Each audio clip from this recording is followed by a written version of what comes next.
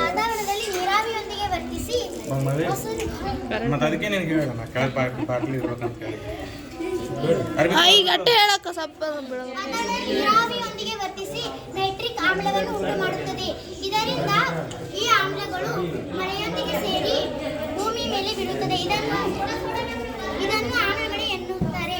ಉದಾಹರಣೆಗೆ ತಾಜ್ ಮಹಲ್, ಇದು ಬಿಳಿ ಬಣ್ಣವಾಗಿದ್ದು ಇತ್ತೀಚಿನ ಕಾಲದಲ್ಲಿ ಇದು ತನ್ನ ಬಣ್ಣವನ್ನು ಕಳೆದುಕೊಳ್ಳುತ್ತದೆ. ಇದೇ ಉತ್ತಮವಾದ ಉದಾಹರಣೆಯಾಗಿದೆ. ಇದರಿಂದ ನಮಗೆ ದುಷ್ಪರಿಣಾಮಗಳು ಏನೆಂದರೆ ಮಾನವನ ಆರೋಗ್ಯದ ಮೇಲೆ ದುಷ್ಪರಿಣಾಮವಾಗುತ್ತದೆ ಮತ್ತು ಪ್ರಾಣಿಗಳ ಮೇಲೆ ತುಂಬಾ ಪ್ರಭೇದವನ್ನು ಪ್ರಭಾವವನ್ನು ಆಮ್ಲಮಳೆ ಗಂಗಾ ಹೋಗಾರಿ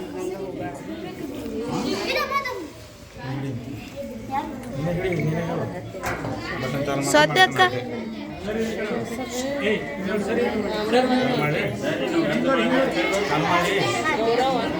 ಗೌರಮ್ಮ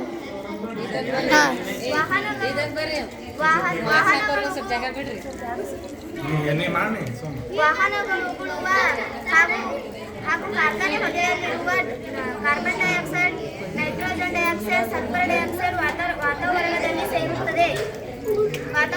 ಸೇರುತ್ತದೆ. ಮಳೆಯಾದಾಗ ನೀರಿನೊಂದಿಗೆ ಬೆರೆತು ಆಮ್ಲ ಮಳೆಯಾಗಿ ಉದುರುತ್ತದೆ. ಇದು ಸ್ಮಾರಕಗಳ ಹಾನಿ ಹಾಗೂ ಸಸ್ಯ ಜೀವಿ ರಾಶಿಗಳಿಗೆ ಹಾನಿಯನ್ನು ಉಂಟು ಮಾಡುತ್ತದೆ. ಮಣ್ಣಿನ ಮಾಲಿನ್ಯಕ್ಕೆ ಕಾರಣವಾಗುತ್ತದೆ. ರೋಹಿಣಿ ಅಕ್ಕ